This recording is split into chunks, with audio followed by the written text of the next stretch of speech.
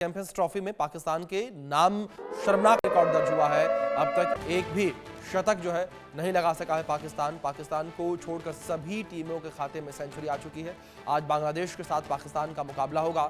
Champions trophy की race से जो दोनों टीमें हैं वो बाहर हो चुकी हैं और पाकिस्तान जो है अपने दोनों मुकाबले हार चुका है और पाकिस्तान और बांग्लादेश दोनों ही टीमें जो हैं वो चैंपियंस ट्रॉफी की रेस से बाहर हो चुकी हैं। और जिस तरीके से दोनों टीमों का मुकाबला होना है, केवल औपचारिक तौर से मुकाबला खेला जाना है और दोनों टीमों में मुकाबला होगा। अब केवल ये लड़ाई रह गई है कि कौन जो है वो अंत में नहीं आता है, यानी कि पॉइंट्स टेबल के लास्ट में कौन सी टीम नहीं रहती है। बस इस चीज़ को लेकर अब ये लड़ाई रह गई है। चलिए ग्राफिक्स के माध्यम से कुछ जानकारी हम आप तक पहुंचाते हैं किस तरीके से जो है मेज़बान पाकिस्तान जो है बर्बाद होता नजर आ रहा है और पाकिस्तान के खाते में एक भी सेंचुरी नहीं है। अब अगर बात की जाए सेंचुरी को लेकर तो यहाँ पर टीमों को लेकर बात की जाए, न्यूजीलैंड के खाते में सबसे ज़्यादा शतक हैं, 3 शतक न्यूजीलैंड के खाते में, भारत के खाते में 2 शतक हैं और इंग्लैंड के खाते में 2 शतक हैं। तो वहीं साउथ अफ्रीका, बांग्लादेश और ऑस्ट्रेलिया, अफगानिस्तान के खाते में भी एक एक सेंचुरी है। लेकिन पाकिस्तान के किसी भी खिलाड़ी ने अभी तक जो है एक भी शतक नहीं बनाया है। कुछ इस तरीके से जानकारियां हैं और शतक के मामले में जो पाकिस्तान है टीम का खाता अभी तक नहीं खुला है, जहां सबसे ज्यादा शतक न्यूजीलैंड ने बनाए हैं। और इस बीच हमारे स्पोर्ट्स एडिटर मनोज जोशी जी लगातार बने हुए, सीधे उनका रुख करेंगे। मनोज जी, जिस तरीके से एक शर्मनाक रिकॉर्ड के सामने आया है, जहां पाकिस्तान की जो टीम है पूरी टीम के खाते में अभी तक एक भी सेंचुरी नहीं है, जहां एक और लगातार ये कहा जा रहा था कि जो पाकिस्तानी टीम है वो बड़ी मजबूत रहने वाली है, मेज़बान टीम है। लेकिन जिस तरीके से स्थितियां देखने को मिल रही हैं कि पाकिस्तान की टीम शुरुआत में ही जो है चैंपियंस ट्रॉफी की रेस से बाहर हो चुकी है। जी हाँ, बिल्कुल ठीक कहा आपने, क्योंकि अगर आप देखें इंग्लैंड की टीम जो एक भी मैच नहीं जीत पाई है, उसके भी दो खिलाड़ी जो है सेंचुरी बनाने में कामयाब हो गए हैं। बेन डकेट और जो रूट ने सेंचुरी बनाई है और तो और अब न्यूजीलैंड 3 सेंचुरियां बना चुका है, 2 सेंचुरियां अकेले एक टीम के अगेंस्ट उनकी पाकिस्तान के खिलाफ। तो मैं समझता हूं कि यहाँ पाकिस्तान की बल्लेबाजी, गेंदबाजी, कोई तो एक ऐसा मोर्चा हो जहां पर पाकिस्तान ने कुछ अच्छा प्रदर्शन किया हो या भविष्य की कुछ उम्मीद जगाई हो, ऐसा बिल्कुल नहीं हुआ। और शायद यही वजह है कि आप बैटिंग ऑर्डर में जो बदलाव किए, आपने बाबर आजम को टॉप पर ले आए आप, जबकि वो नंबर 3 पर खेलते थे। हालांकि बहुत बड़ा मसला नहीं था, लेकिन आपके पास इसका मतलब उतना टैलेंट नहीं था, आप ओपनर ही नहीं ढूंढ पाए। आपने फकर जमान को एक ओपनर के तौर पर चुन लिया और वो भी इंजर्ड होकर बाहर चले गए। फिर इमामुल हक पहले ही टीम में होने चाहिए थे, उनको अब आपने अब जाकर टीम में शामिल किया। पूरे सिस्टम का दोष है। देखिए, मैं खिलाड़ियों को दोष नहीं दूंगा, खिलाड़ी जो है उनको आप अगर डिब्बा समझकर इस्तेमाल करेंगे कि इसको उठा के वहां रख दिया और वहां से उठाकर इसको यहां रख दिया, खिलाड़ियों को जब तक आप सम्मान नहीं देंगे तो फिर मैं समझता हूँ आपकी प्लानिंग जो है उसका कोई मतलब नहीं है। प्लानिंग आपकी धरी की धरी रह गई है, सिलेक्शन बहुत ही बेहुदा हुआ है। तो इसको पूरा पाकिस्तानी अवाम भी कोस रहा है अपने सिलेक्टर्स को, और मैं समझता हूँ कि उनकी जवाबदेही बननी चाहिए। ठीक है, वकार यूनुस ने अपनी प्रेस कॉन्फ्रेंस में हार की जिम्मेदारी ली है, लेकिन सिलेक्टर्स को भी ये आकर सार्वजनिक तौर पर स्वीकार करना चाहिए आकर कि भाई हमसे भूल हुई है, हमने टीम सिलेक्ट नहीं की, हम अपनी बेंच स्ट्रेंथ को मजबूत नहीं कर पाए हैं और जो हमारी स्कीम ऑफ थिंग्स थे हमें उन पर भरोसा करना चाहिए था। मनोज, दूसरी ओर अगर बात पाकिस्तान के जो पूर्व खिलाड़ी हैं उनको लेकर की जाए, उनके बयान भी जिस तरीके से पाकिस्तान भारत से हारा उसके बाद सामने आए, उन्होंने कहा कि हम चीख चीख कर कहते रहे कि स्पिनर्स को जो है वो टीम में शामिल करना चाहिए, लेकिन उसके बावजूद जो है चयन समिति ने खिलाड़ियों को सही तरीके से शामिल नहीं किया, हमारी बातों को अनसुना किया गया। क्या मनोज जी आपको लगता है कि जो स्पिनर्स टीम में नहीं है उस वजह से पाकिस्तान की टीम को इतना बड़ा नुकसान झेलना पड़ा? एक बड़ा कारण है जी, ये बिल्कुल सही कहा, ये बड़ा कारण है क्योंकि अबरार ने दोनों मैचों में अच्छी गेंदबाजी की है, भारत के खिलाफ भी और न्यूजीलैंड के खिलाफ भी। अब होता यह है कि अगर आपको विकेट चटकाने हैं तो आपको दोनों तरफ से दबाव बनाना होता है। अब दूसरी तरफ से आप खुशदिल शाह को या सलमान आगा को बॉलिंग कराते हैं, जो बेसिकली बैट्समैन है, जबरदस्ती के बॉलर, ऑलराउंडर बन गए हैं ये। टीम में जगह पक्की करने के लिए कहते हैं जी हमें तो बॉलिंग करनी भी आती है, आप बॉलिंग भी करते हैं, 4-5 ओवर भी कर लेते हैं आप। तो उससे वो टीम के लिए बहुत आत्मघाती है, बहुत नुकसानदायक है।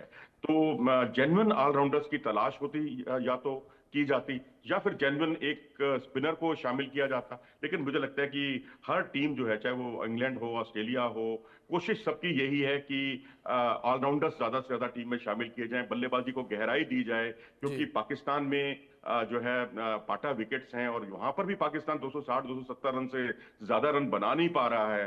तो ये एक चिंता का सबब है, मैं समझता हूँ। और बाकी स्पिनर्स का बिल्कुल ठीक कहा आपने, जब आपके पास मुकीम जैसे प्लेयर थे जिन्होंने जो लेफ्ट आर्म चाइनामैन थे, और उनको आपने पहले ट्राई किया और उसके बाद बाहर कर दिया, जबकि वो उन्होंने अपनी उपयोगिता दिखाई। और ओसामा मीर हो, कई अच्छे स्पिनर्स थे आपके पास। और तो और मैं कहता हूं, आंख बंद करके, अगर आप ज्यादा कुछ समझ में नहीं आता, तो जिसने आपको टेस्ट सीरीज जिताई है, नौमान अली और साजिद खान, उन दोनों में से किसी एक को भी अगर आप ले आते ना, तो शायद ये इतनी जी बुरी शर्मनाक हार जो है पाकिस्तान को ना झेलनी पड़ती। जी बिल्कुल। मनोज, आप बने रहे हमारे साथ। इस बीच बड़ी खबर सामने आ रही है, उसका रुख कर लेते हैं, जहां पाकिस्तान और बांग्लादेश मैच में करोड़ों रुपए दांव पर लगे हुए हैं। प्राइज मनी को लेकर पाकिस्तान और बांग्लादेश में टक्कर है। हारने वाली टीम को 1.82 करोड़ रुपए का नुकसान होगा। चैंपियंस ट्रॉफी की रेस से दोनों ही टीमें बाहर हो चुकी हैं। ये जानकारी जो है निकल कर सामने आ रही है। तो दोनों ही टीमें जो है आपस में भिड़ेंगी, लेकिन दोनों टीमें जो है वो रेस से बाहर हो चुकी हैं। और जो टीम हारेगी उसे 1.82 करोड़ का घाटा होगा, लॉस होगा। चैंपियंस ट्रॉफी के प्राइज मनी को लेकर कुछ इस तरीके से खबर सामने आ रही है। और चलिए आपको प्राइज मनी को लेकर कुछ जानकारियां पहुंचाते हैं आप तक ग्राफिक्स के माध्यम से, किस तरीके से प्राइज मनी जो है वो रहने वाला है, किस तरीके से प्राइज मनी मिलता हुआ नजर आएगा। ग्राफिक्स के माध्यम से जानकारी आप तक पहुंचाते हैं। विजेता टीम जो है उसे 19.46 करोड़ रुपए जो है वो मिलेंगे, यानी कि 19.46 करोड़ रुपए जो है वो विजेता टीम को मिलेंगे। अब अगर उप विजेता को लेकर बात की जाए तो 9.73 करोड़ रुपए जो है वो इनाम के तौर पर विनिंग प्राइज जो है वो मिलेगा। दूसरी ओर जो सेमीफाइनलिस्ट हैं उन्हें 4.84 करोड़ रुपए मिलेंगे। 5 से 6 नंबर पर रहने वाली टीम को 3.4 करोड़ रुपए मिलेंगे। 7 से 8 नंबर पर रहने वाली टीम को 1.20 करोड़ रुपए के आसपास जो है मिलेंगे। तो कुछ इस तरीके से ये पूरे आंकड़े रहने वाले हैं, विजेता, उप विजेता, सेमीफाइनलिस्ट और 5-6 नंबर, 7-8 नंबर। तो कुछ इस तरीके से प्राइज मनी जो है डिस्ट्रीब्यूट की जाएगी। और चैंपियंस ट्रॉफी जिस तरीके से लगातार इस वक्त चल रही है, तमाम टीमें आमने सामने भिड़ रही हैं। आज बांग्लादेश और पाकिस्तान के बीच मुकाबला होना है, और ऐसे में जो टीम हारेगी उसे 1.84 करोड़ रुपए का नुकसान होता नजर आएगा। हमारे स्पोर्ट्स एडिटर मनोज जोशी जी लगातार बने हुए हमारे साथ, सीधे उनका रुख करेंगे। मनोज जी, जिस तरीके से ये खबर निकलकर सामने आ रही है लॉस की, कि जो टीम हार जाएगी उसे 1.84 करोड़ का नुकसान भी होगा, क्या ये जानकारी किस तरीके से अपडेट है इसमें? देखिए, बिल्कुल सही जी है। जो ये टूर्नामेंट के पहले ही ये सब चीजें तय हो गई थी, यानी जी 8वें नंबर पर रहने वाली टीम को भी पैसा मिलेगा, 7वें नंबर वाली टीम को उससे ज्यादा मिलेगा। तो अब अगर आप निचले पायदानों के लिए अगर आप लड़ रहे हैं, और वो भी या उसे सम्मान की लड़ाई कह रहे हैं, मैं तो कह रहा हूँ सम्मान तो जो था वो तो आपका बिखर ही चुका है अब तक। लेकिन अब ये प्राइज मनी का और आपको नुकसान होगा बहुत बड़ा, जी क्योंकि बांग्लादेश इतनी कमजोर टीम नहीं है। बांग्लादेश ठीक है, मैं मानता हूं कि अफगानिस्तान की तरह उतनी कंसिस्टेंट टीम नहीं है, लेकिन बड़े बड़े टूर्नामेंटों में ये हराती रही है। इसने 2007 के वर्ल्ड कप में भारत को हराया, ये वर्ल्ड कप में पाकिस्तान को हरा चुकी है, कई अच्छी टीमों को इसने शिकस्त दी है, इंग्लैंड को ये टीम हरा चुकी है। लेकिन अब सवाल ये है कि इनके पास जो अटैक है इनका बहुत शानदार है। मैं समझता हूं पाकिस्तान से बेहतर अटैक इनके पास है। तस्कीन अहमद बहुत शानदार गेंदबाजी कर रहे हैं, मुस्ताफिजुर को देख लो आप, चाहे आप नाहिद राणा जो नई सनसनी कहे जाते हैं, वो बहुत ही जबरदस्त गेंदबाजी कर रहे हैं। और उनके दोनों स्पिनर्स ने तो भारतीय बल्लेबाजों की लगाम को कस दिया था, हमें भी बड़ी दिक्कत हुई थी। और इनके सामने आप देखें तो रिशाद हुसैन और मेहदी हसन मिराज ने रनों पर पूरी तरह से कंट्रोल लगा कर रखा था। तो विराट कोहली ने तो बाद में स्वीकार भी किया था कि भाई जो इनकी गेंदबाजी थी हमने कंट्रोल करके और कोशिश इन पर अतिरिक्त जोखिम न उठाने की रणनीति अपनाई थी, और वो हमारी कारगर रही। और उसके बाद तेज गेंदबाजों पर हमने प्रहार करने की कोशिश की। तो ये एक मुकम्मल अटैक है। बस काश इनके पास बल्लेबाजी होती, या बल्लेबाजी में क्योंकि इनके एक साथ कई प्लेयर्स उपलब्ध नहीं है, तमीम इकबाल उपलब्ध नहीं है, लिटन दास उपलब्ध नहीं है, और तो और शाकिब उल हसन भी हट चुके हैं।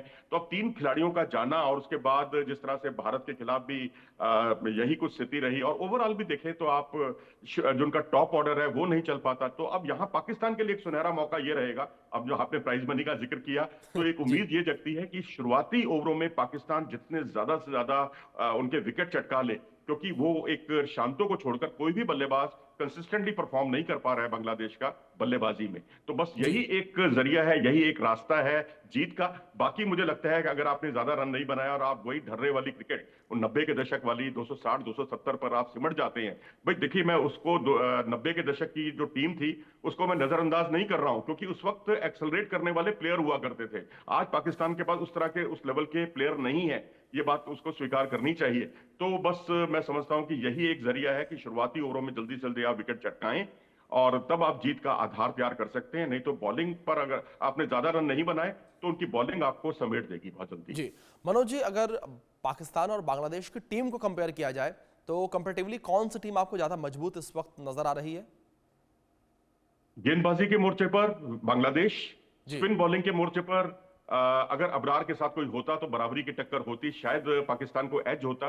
लेकिन मैं समझता हूं कि दोनों, उनके जो रिशाद हुसैन हैं जो उनके लेग स्पिनर हैं और मेहदी हसन मिराज ऑफ स्पिनर, इन जी। दोनों की जोड़ी बहुत ही खतरनाक है। उनकी स्पिन बॉलिंग बेहतर बांग्लादेश की, उनकी फास्ट बॉलिंग बेहतर है उनसे, क्योंकि पाकिस्तान कागजों पर बेहतर है फास्ट बॉलिंग। अब आप देखिए अब उनके नसीम शाह हैं, उनके साथ कंधे की दिक्कत आ रही है, शाहीन शाह अफरीदी के साथ रिस्ट की दिक्कत आ रही है और स्पीड उनकी कम हो गई है।